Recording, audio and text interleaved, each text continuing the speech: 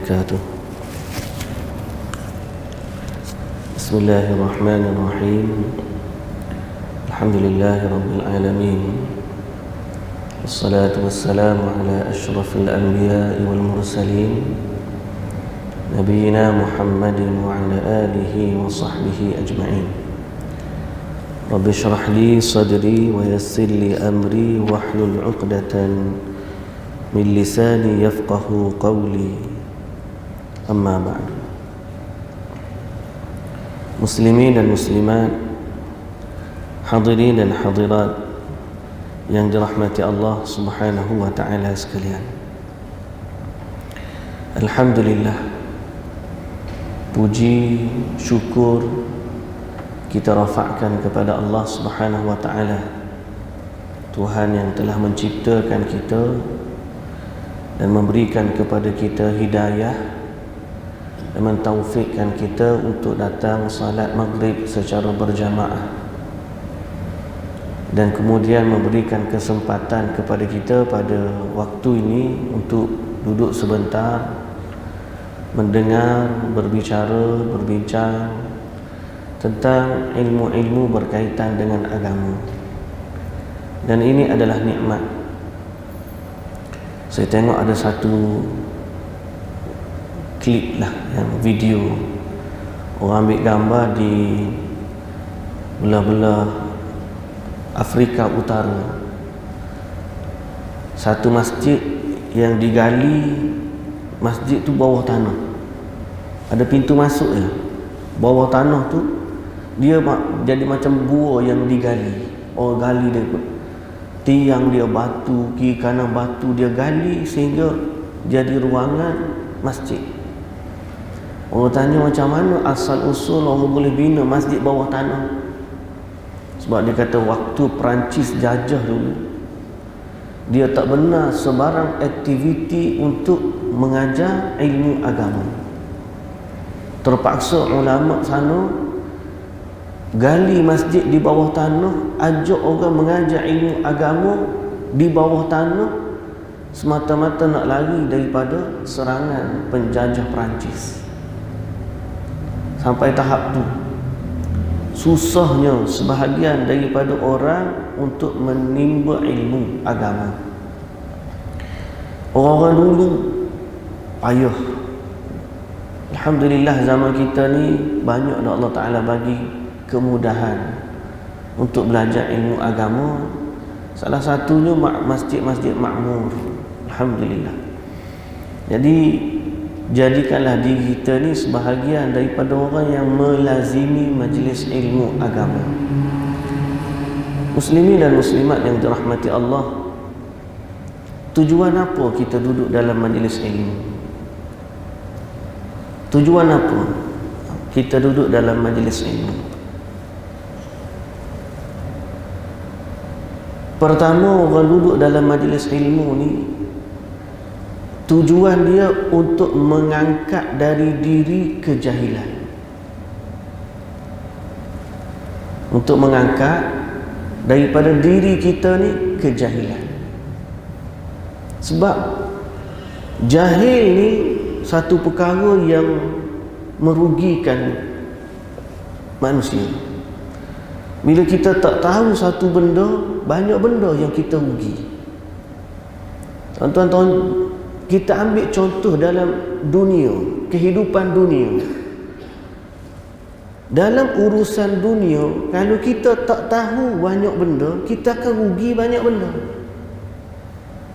Kita tak tahu situ ada diskaun, kita beli dengan harga mahal. Orang yang tahu diskaun beli dengan harga murah. Rugi tak kita? Rugi.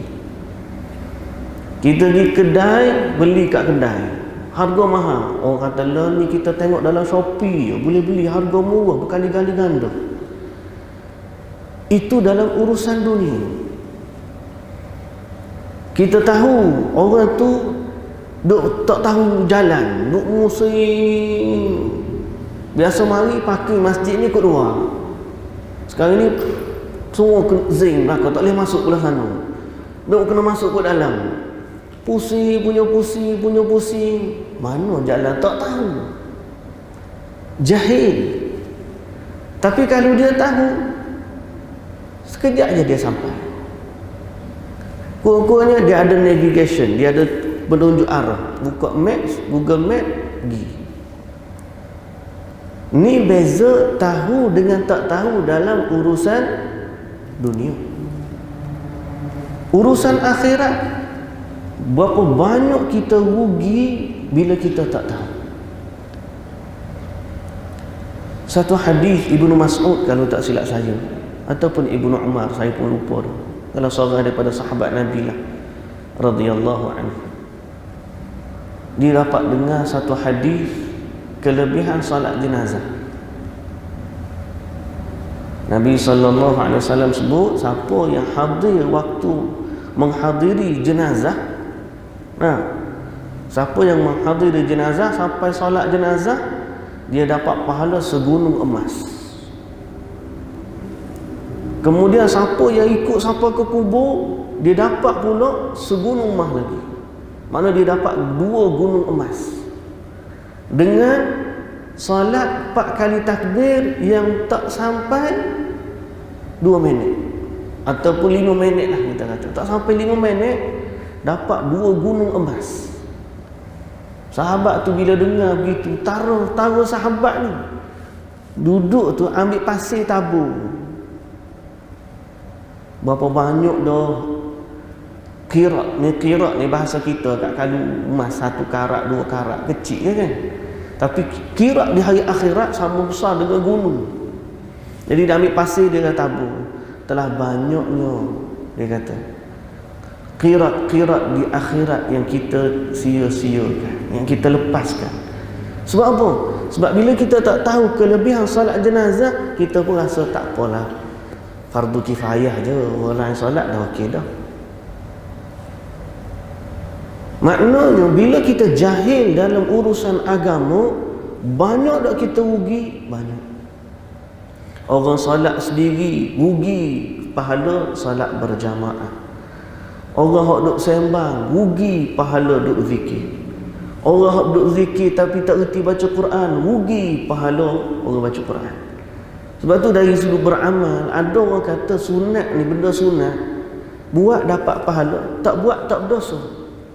Tapi dalam istilah yang lebih patut kita sebut, buat dapat pahala, tak buat rugi. Jadi tujuan kita duduk dalam majlis ilmu, pertama nak angkat kejahilan. Benda yang kita tak tahu dulu, kita nak tahu.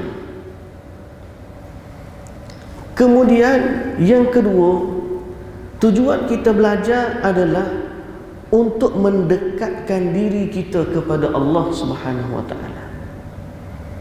Maknanya bila kita tahu, kita dengan sebab kita tahu cara, kita boleh dekatkan diri kepada Allah. Banyak orang dia nak mendekatkan diri kepada Allah, niat molek dah, tapi oleh kerana dia tak belajar, dia buat cara yang salah dalam mendekatkan diri kepada Allah. Kam min muridin lil khairi lam yusibhu. Berapa ramai orang niat baik, tapi yang dia buat tu sebenarnya tidak baik. Niat baik, tapi bila dia buat, sebenarnya benda tu tak baik. Macam mana tu? Pasal apa? Dia buat dalam keadaan jahil, tak tahu. Dia buat dalam keadaan tak tahu. Boleh jadi dia berzikir, boleh jadi dia berdoa, tapi dengan zikir dan doa yang mana salah rupanya doa dia. Kadang-kadang ada orang mari ajar kepada kita amalan-amalan. Kita sangka amalan tu baik, tapi bila cek semok, kita tak faham bahasa Arab. Tak faham bahasa Arab. Orang ajar doa amal. Bila orang tanya ustaz apa hukum beramal? La ilaha illallah, makna dia tak comel. Saya pernah sebut dalam satu cerita, bukan cerita ni, kisah nyata. Orang tanya satu doa, dia kata seorang ibu ni, dia nak anak dia umur 2 tahun tapi tak nak berhenti susu badan. Jadi dia tanya ada orang tu ajar doa untuk bayi ni berti susu ibu. Jadi doa tu, dia kata doa ni ramai orang amal, cuma saya tak berani amal sebab pelik bunyi doa. Saya kata macam mana bunyi doa? Dia pun bagi kertas hak tulis. Doa tu tulis, inni haramtu alaika thadyi kama harrama alaika lahmal khinzir. Dia maknanya seorang ibu doa, wahai anakku. Bahasa Melayu terjemuh dia tak faham. Wahai anakku, aku haramkan kepada kamu susuku seperti mana haramnya daging babi. Terkejut saya kata, siapa dia aja doa pelik ni nama. Tapi dah kita tak tahu. Kalau orang tak tahu, pantai. Orang amal ajar ilmu tarik rezeki, baca sekian tarik rezeki. Nah, kita pun ilmu pelaris lah, begitulah, beginilah. Kita sangka benda betul, tapi benda tu tidak mendekatkan diri kita kepada Allah Subhanahu Wa Taala. Habis tu kena belajar untuk dekatkan diri kepada Allah.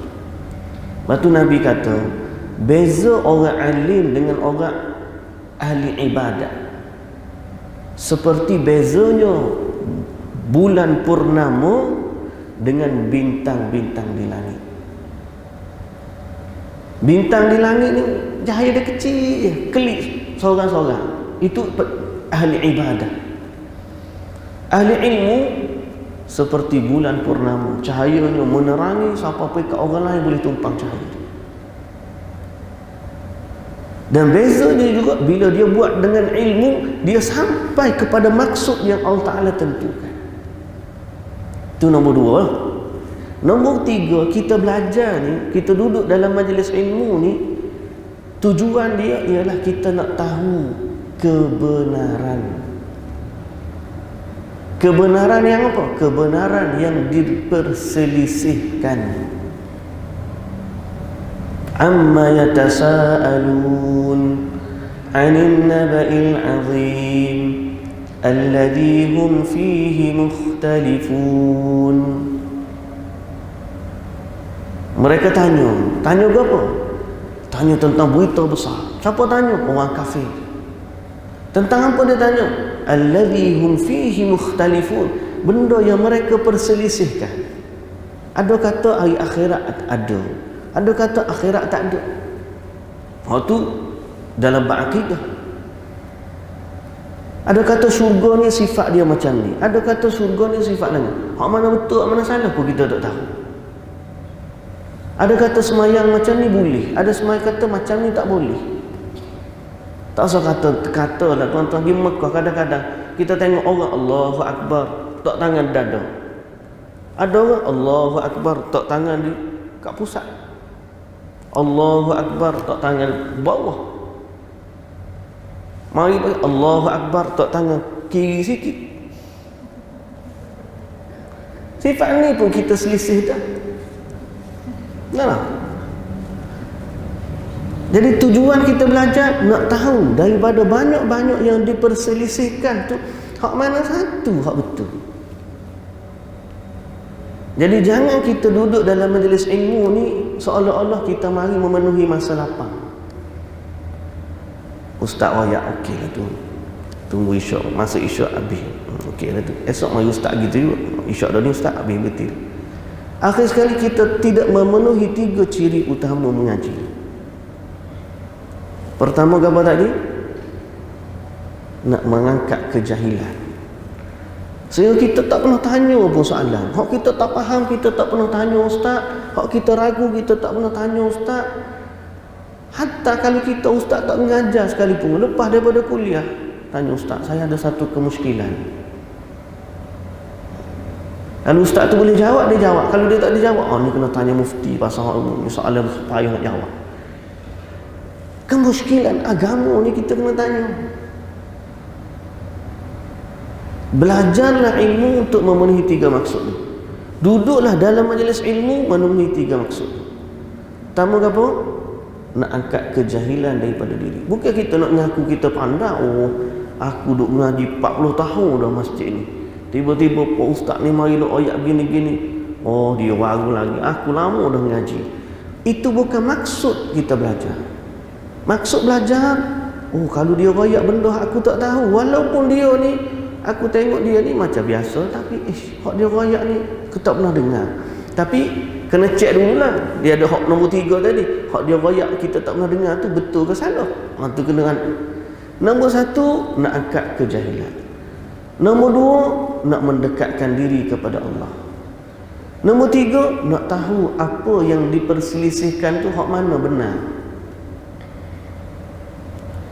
Muslimin dan muslimat yang dirahmati Allah, kita hidup di zaman yang sangat penuh dengan ujian. Terutamanya zaman media sosial yang sangat-sangat terbuka. Buka dalam WhatsApp keluar macam-macam orang puh. Video Ustaz A, video Ustaz B. Nota Ustaz A, nota Ustaz B. Bukankah sampai satu tahap kita tak tahu hak mana betul, hak mana salah tak tahu. Siapa ada orang kata apalah agamawan ni, kerja dia duk baloh. Ha.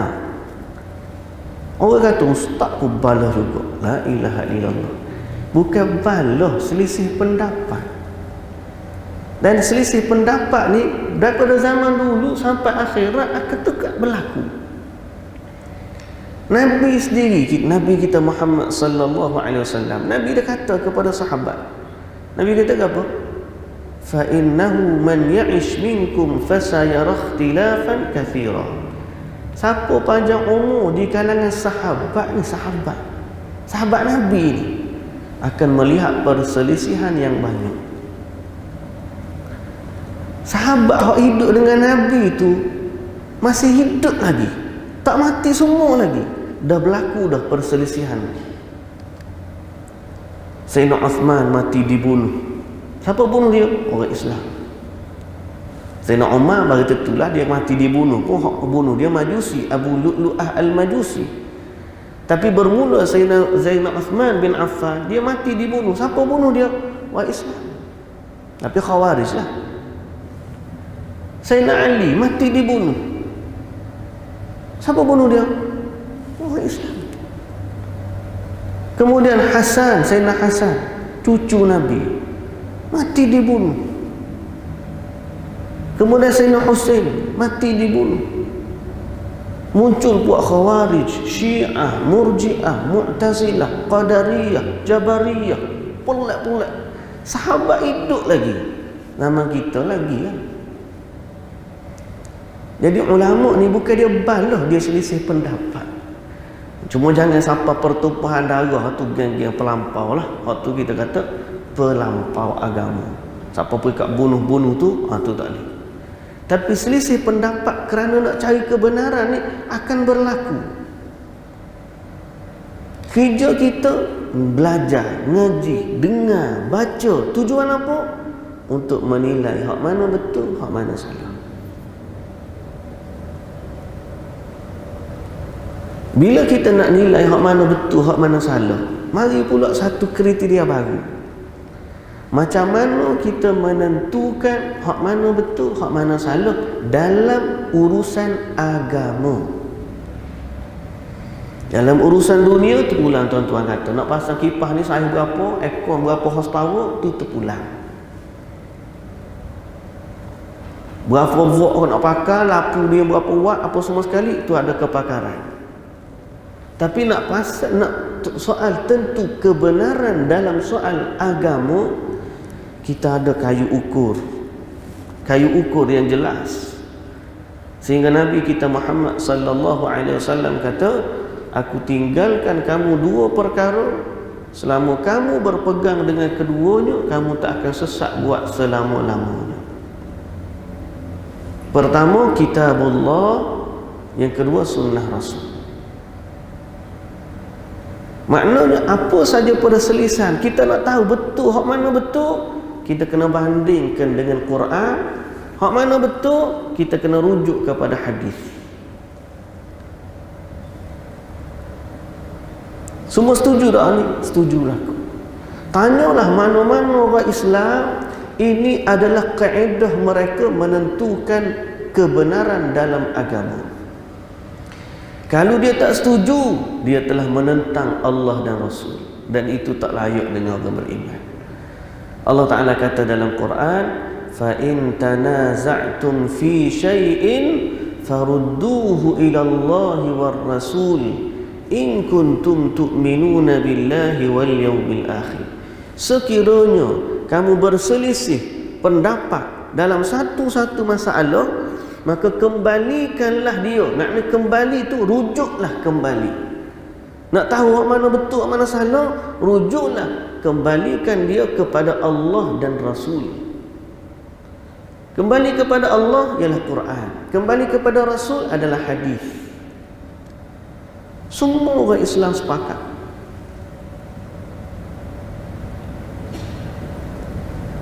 Jadi ini neraca nak tentu kebenaran.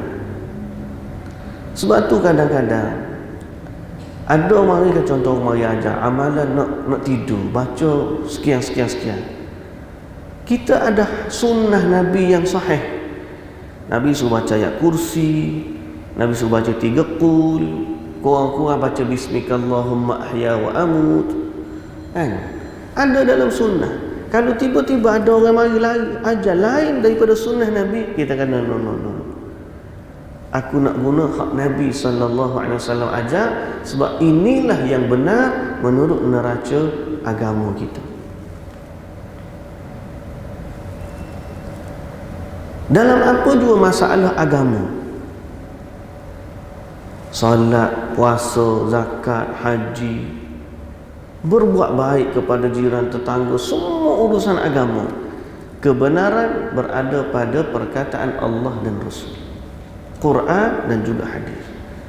Ulama, ulama membantu kita memahami Quran dan hadis. Mereka adalah jalan yang menyampaikan kita kepada Quran dan hadis. Okey? Tapi Imam Syafi'i sendiri kata, kalau tiba-tiba hak aku kata ni bertentangan dengan Quran dengan hadis, Imam Syafi'i kata, maka kamu tolak perkataan aku, ambillah sunnah. Dan Imam Syafi'i kata, idza sahhal hadits fa huwa madhhabi.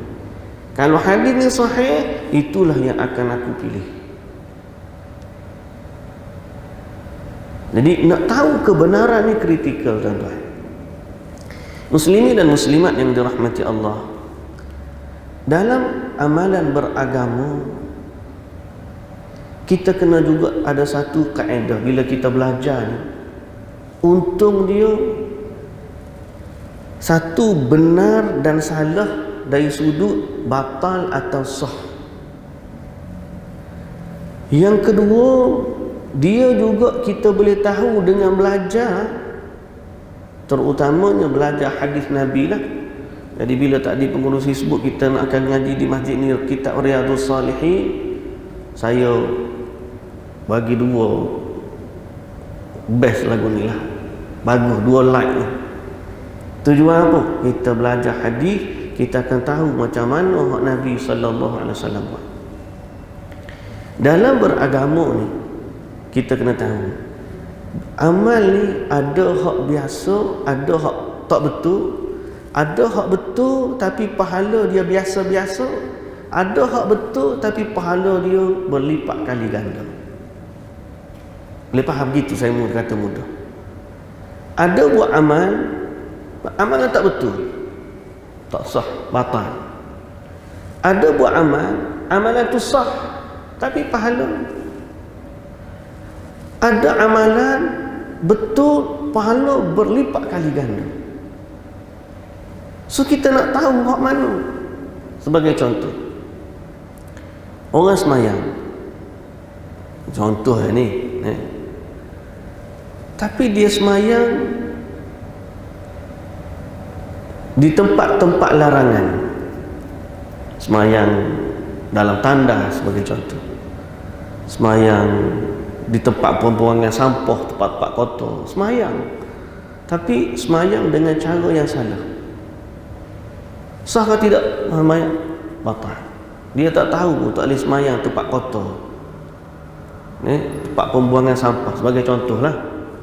Semayang tapi cara dia salah. Satu, batal. Yang kedua, semayang sah biasa-biasa. Macam mana? Semayang seorang, cukup rukun, cukup syarat, tak ada sunat. Seorang lagi semayang cukup package, rukun ada, syarat cukup sempurna, tambah lagi dengan aksesori dia. Apa dia? Semayang dia berjamaah di masjid, saf yang pertama, awal waktu. Apa? Lepas tu tambah lagi amalan dalam solat. Allahu Akbar, lepas doa Allahu Akbar ada iftitah. Tak baca iftitah pun sah semayang. Tapi bila dia tahu Nabi baca iftitah, paling tak lihat panjang, hak pendek. Dia baca Allahu Akbar kabira walhamdulillahi katsira wa subhanallahi bukratan wa asila, dia berhenti situ. Lepas tu bismillahirrahmanirrahim atau a'udzubillahi minasyaitanir rajim, bismillahirrahmanirrahim, baca Fatihah, baca surah, nama. Sekurang-kurang dia baca iftitah. Orang yang tak baca sah semayang, tapi dia ni baca, pahala dia tambah. Tak. Lepas tu baca surah. Kalau dia tahu panjang sikit, dia baca panjang, lebih pahala. Kalau tidak, duk main kuliah qul huwallahu inna a'taina, kurang ada sikit pahala. Sah. Baca Fatihah saja pun sah kalau tak baca surah. Mari pula rokok. Dia tahu pula bacaan dalam rokok tu macam mana. Kemudian dia beriktidal. Dia tahu pula bacaan iktidal tu macam mana. Malah dia tambah lagi upgrade. Rabbana lakal hamdu hamdan katsiran tayyiban mubarakan fih. Kemudian dia sujud, dia tambah lagi istighfar dalam sujud dia. Sebab ada hadis Nabi istighfar dalam sujud. Duduk antara dua sujud, dia tambah lagi dengan doa istighfar lagi. Rabbighfirli warhamni sampai akhir. Kemudian tasyahud dia, tahiyat, dia baca penuh sempurna. Kemudian lepas tasyahud tu, sebelum dia bagi salam, dia tahu ada sunnah berdoa, dia doa lagi. Berapa banyak dah sunnah-sunnah kita yang sebenarnya kalau kita tahu Allahu Akbar, banyaknya lah hak kita tak buat selama ni. Saya tak kata semayang tu tak sah, tapi nak banding dengan orang yang menghidupkan sunnah dalam ibadat, terlalu banyak. Tu tak gabung lagi. Lepas daripada tu dia gabung pula solat sunat qabliyah ba'diyah. Ada orang lepas assalamualaikum ba'diyah qabliyah tak ada langsung. Lepas daripada tu dengan zikir, lepas solat lagi Allahu Akbar. Kalau kita tahu betapa banyaknya rugi kita dari sudut pahala disebabkan kita tak tahu apa amalan yang disunnahkan oleh Nabi kita Muhammad sallallahu alaihi wasallam, maka sangat-sangatlah rugi.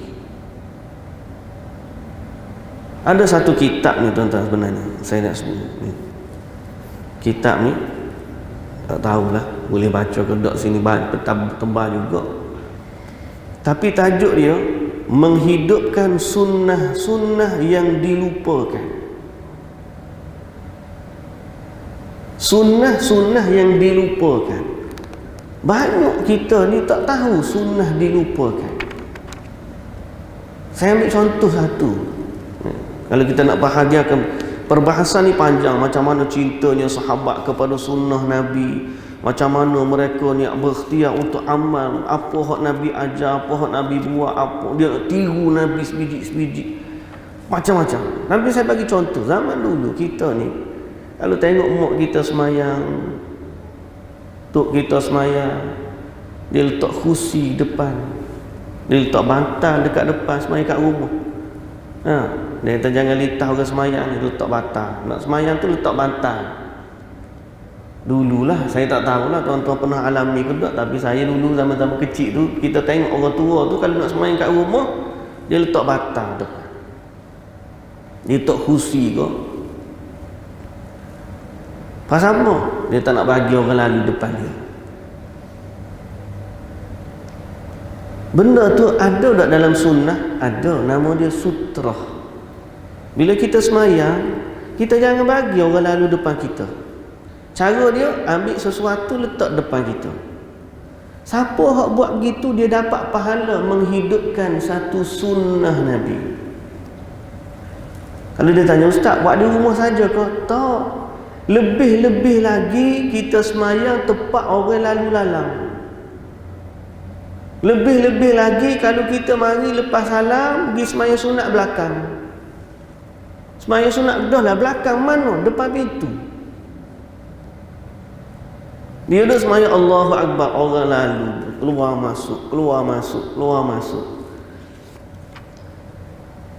Rugi tak dia? Dia rugi sebab dia tak letak satu benda depan dia yang menghalang orang lalu. Yang kedua, dia rugi sebab apabila orang lalu depan dia, kurang kesempurnaan solat dia.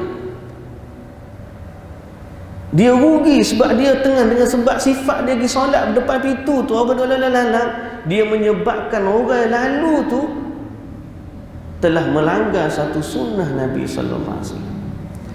Sebab Nabi sallallahu alaihi wasallam kata, "Lau ya'lamul marru ma baina yadayil musalli lakana an yaqifa arba'ina khairul lahu min an yamurra baina yadayhi." Atau kama qala Nabi sallallahu alaihi wasallam.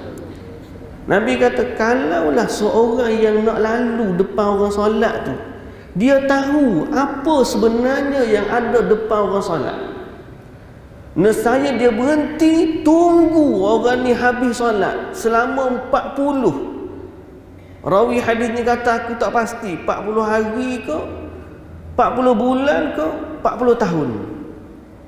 Makna kalau dia berhenti tunggu selama 40, ambil yang paling ringan 40 hari, atau ambil yang paling berat 40 tahun, dia tunggu 40 tahun, lebih baik daripada dia lalu depan orang solat.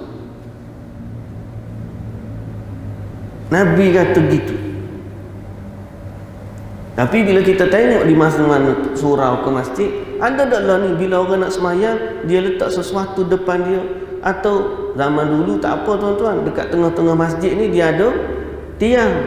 Kita lepas semayang, kita pergilah cari tiang masjid yang mana tu, kita semayang belakang tiang. Selesailah sebab tak ada orang lalu tu depan kita. Tapi kalau contoh masjid kita ni tak ada tiang, memanglah tak ada tiang lah baiknya, sebab dia tak putus saf. Tapi sunnah selepas daripada tu, bila kita nak salat sunat, kita kena letak sesuatu menghalang orang lalu depan kita. Kalau tuan-tuan buat benda ni setiap kali solat sunat, buat sekali dapat pahala. 5 kali berapa kali solat? Sunnah. Ni sunnah yang ditinggalkan. Nabi SAW bila pakai selipar, Nabi pakai selipar, cara macam mana Nabi pakai selipar? Nabi akan pakai belah kanan dulu, kemudian Nabi buka belah kiri dulu. Sama ada Nabi pakai dua-dua belah kaki, atau Nabi buka dua-dua belah kaki. Berarti tak ada istilah pakai selipar sebelah, duk terjongkit-jongkit, tak ada. Sunnah pakai selipar. Kita berapa kali sehari kita pakai selipar dan kita buka selipar? Keluar rumah nak pergi ke pasar pakai selipar, keluar rumah nak pergi sekolah pakai kasut, keluar rumah balik buka kasut, keluar rumah nak pergi masjid, I rasa lebih 10 kali sehari buka pakai selipar. Setiap kali kita sahur, kita kata aku pakai kaki kanan dululah sebab sunnah Nabi. Setiap kali kita nak buka, kita buka kaki kiri dulu lah sebab sunnah Nabi. Berapa banyak dah sunnah kalau kita amalkan, bab buka pakai selipar. Sebab tu kita kata kelebihan besar orang-orang yang menghidupkan sunnah Nabi kita Muhammad sallallahu alaihi wasallam. Jadi muslimin dan muslimat yang dirahmati Allah, andai ada rezeki saya bercita-cita kita nak baca amalan-amalan sunnah yang dilupakan. Yang dilupakan. Dilupa ni bukan tak ada dalam hadis dah, ada, cuma kita je tak biasa dengar. Istilah dilupakan ni bukan dilupakan makna hilang daripada sunnah ni, tak ada. Benda dilupakan bukan tak ada dalam kitab, ada, cuma oleh kerana kita ni tak buka kitab dan dia sudah lama tidak diamalkan, akhir sekali dia hilang.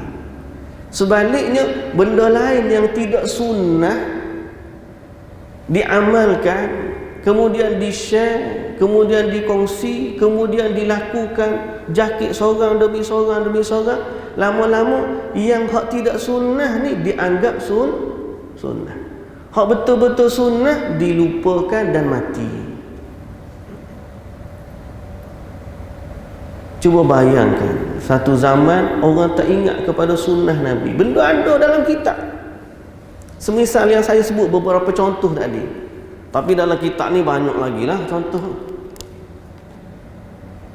Benda ada dalam hadis, cuma kerana kita tak pernah dengar, orang pun tak buat lama dah. Orang pun tak buat lama dah. Siapa-siapa kadang-kadang kita pergi ke Mekah kan, singgah ke masjid dia ada satu kayu macam orang kita kata macam batu nisan. Batu nisan pun ada papan nisan. Dia pun tengok tujuan apa kayu ni. Dia tak tahu pun kayu tu sebenarnya orang letak di masjid supaya nanti nak solat sunat ambil tak depan. Dia tak tahu. Amalan-amalan lain pula dia pakak buat orang ni buat, lama-lama dianggap sunnah. Padahal bila cek dalam hadis tak ada. Hak ada hadis dilupakan, hak tak ada hadis dihidupkan. Siapa rugi? Kalau dia melibatkan tiga sebut tadi. Pertama, kalau sah dengan bapa, bahaya. Kalau sah tapi pahala biasa, rugi. Kita nak benda ni sah, pahala yang berganda. Dan tidak boleh dicapai perkara ni melainkan melalui sunnah yang sahih daripada Nabi kita Muhammad sallallahu alaihi wasallam. Muslimin dan muslimat yang dirahmati Allah, sebab itu dalam beramal ni kita kena faham amalan yang paling baik, paling istimewa adalah amalan yang diajarkan oleh Nabi kita Muhammad sallallahu alaihi wasallam.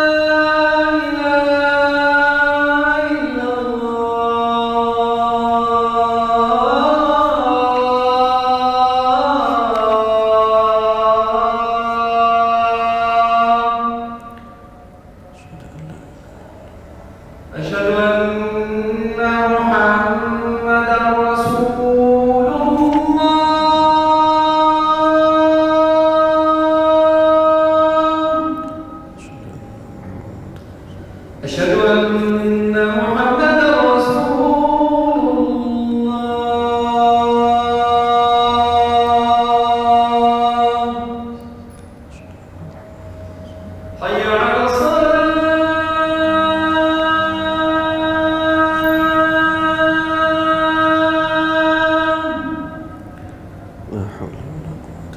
Hayya 'alas shalah.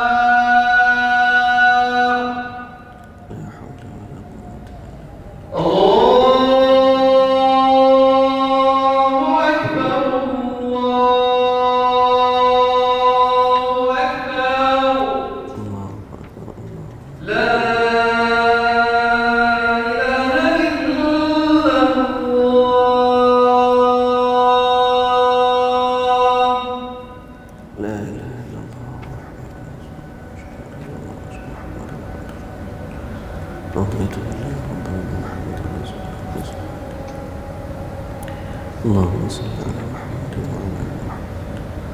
اللهم رب هذه الدعوة التامة والصلاة وآت محمد وصلاة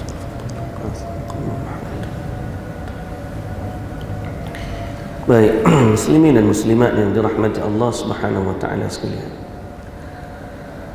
Jadi kita dah sebut tadi betapa banyak dah amalan yang kita rugi disebabkan kita tak tahu jawapan kepada masalah ni, tak ada belajar. Dan belajar, seriuskan diri untuk belajar. Serius tu maknanya kena betul-betul lah. Macam tadi kalau tanda ada pengajian berkitab, kita beli kitab, kita ikut, kita catat, kita tulis. Kita boleh bagi tahu pula ke anak cucu kita, ahli keluarga kita, hari ni belajar begini. Kita tahu. Dan kita boleh hidupkan pula sunnah ni dalam keluarga kita. Allahu Akbar, besarlah pahala orang yang menghidupkan sunnah yang ditinggalkan, besar. Sebab dari sudut pahala ni, Allahu Akbar, tuan-tuan kena faham. Zaman sahabat dulu, mereka ni sangat berlumba-lumba buat amal. Tak mungkin satu amalan kalau benda ni baik, sahabat ni tinggalkan. Siapa tahap tu? Kalau buat puasa, mereka ni sanggup puasa setiap hari dalam setahun. Kalau buat semayang, mereka sanggup semayang malam tak tidur. Mereka sanggup tak kahwin semata-mata untuk beribadah kepada Allah. Orang kaya dengan orang miskin begini berlumba. Orang miskin solat, orang kaya solat. Orang miskin puasa, orang kaya puasa. Bila orang kaya boleh sedekah, orang miskin sedih. Dia mengadu kepada Nabi sallallahu alaihi wasallam. Kenapa orang kaya boleh sedekah, kami tak boleh sedekah? Berlumba dia buat amal. Bila dia orang kaya boleh pergi berjihad, ada kelengkapan perang, ada kuda, ada pedang, ada perisai, boleh pergi. Orang yang tak ada kuda, tak ada kenderaan, tak ada kelengkapan perang, tak boleh tengok, menangis. Kenapa kami tak boleh pergi berjihad? Pasal apa? Sebab mereka adalah singa yang beramal. Ni, di siang hari mereka adalah singa di medan perang. Di malam hari mereka adalah ahli ibadah yang sibuk dengan ibadah. Itu sifat mereka. Tapi ada satu kelebihan yang ada pada mereka, iaitu mereka mencari amalan yang betul-betul istimewa untuk diamalkan. Sehingga orang miskin tadi, bila dia kalah dengan orang kaya, dia tanya dulu Nabi, "Ya Rasulullah, macam mana kami nak buat biar kami boleh kalahkan amalan orang kaya?" Dia tak pandai-pandai buat sendiri. Bila ada orang sahabat pergi tanya isteri Nabi sallallahu alaihi wasallam amalan yang paling baik ataupun amalan Nabi Isteri Nabi bagi tahulah Nabi puasa macam ni, solat macam ni, begini-begini. Dia kata tak apalah, Nabi tu dia Nabi buat sikit pun tak apa. Kita ni hak tidak Nabi ni kena buat lebih daripada Nabi lah, sebab kita tidak Nabi. Maka seorang kata aku nak puasa sepanjang tahun. Seorang kata aku nak semayang tak nak tidur, nak semayang malam tak nak tidur. Seorang kata aku tak nak kahwin. Hadis ni hadis yang sahih riwayat Imam Muslim. Dengar cerita ni sampai kepada Nabi sallallahu alaihi wasallam. Nabi kata, demi Allah, akulah yang paling takut kepada Allah, dan akulah yang paling bertakwa kepada Allah. Maknanya tidak ada orang dari sudut amalan dia boleh buat lebih baik daripada Nabi sallallahu alaihi wasallam. Nabi kata aku puasa, ada hari aku buka. Makna Nabi tak puasa setahun tiap hari puasa tak. Nabi ada hari dia puasa, ada hari dia tak puasa. Nabi kata aku sembahyang malam, aku tidur, dan aku juga mengahwini wanita. Siapa tak suka ikut sunnah aku bukan dari umatku, kata Nabi sallallahu alaihi wasallam. Ada seorang sahabat Abdullah ibn Amr radhiyallahu anhu. Dia suka puasa. Dia tanya Nabi macam mana dia nak puasa. Boleh tak dia nak puasa setiap hari?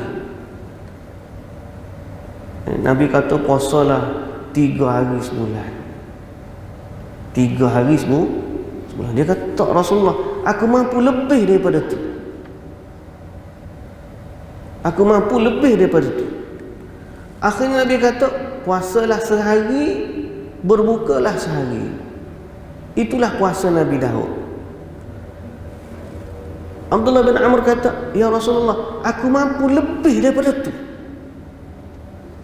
Mana aku mampu puasa lebih daripada sifat sehari puasa, sehari buka. Aku mampu tiap-tiap hari puasa. Dahsyat sahabat ni. Nabi kata lah, tidak ada yang lebih baik daripada hak aku sebut tadi, iaitu puasa Nabi Daud. Itulah sebaik-baik puasa. Sehari puasa, sehari buka. Sehari puasa, sehari buka. Bererti kalau kamu puasa tiap-tiap hari pun, dari sudut pahala, dia tidak lebih besar pahala dia daripada sehari puasa, sehari buka. Sehari puasa, apa? Di saat kamu buka, kamu sedang mengikuti sunnah Nabi. Harimu puasa, mu ikut sunnah Nabi sebab Nabi suruh puasa. Harimu buka, mu ikut sunnah Nabi sebab Nabi suruh mu tak puasa. Esok mu puasa pula, mu dapat pahala sebab ikut sunnah Nabi yang suruh puasa. Hari seterusnya kamu berbuka, dapat pahala sebab ikut sunnah Nabi. Nabi yang suruh kamu puasa sehari, buka sehari. Nampak tak? Itulah kaedah kita dalam beramal. Mudah-mudahan Allah memberi kepada kita kefahaman untuk menghidupkan sunnah Nabi kita Muhammad sallallahu alaihi wasallam. Wallahu ta'ala alam. Subhanakallahumma wa bihamdika asyhadu an la ilaha illa anta astaghfiruka wa atubu ilaik. Assalamualaikum warahmatullahi wabarakatuh.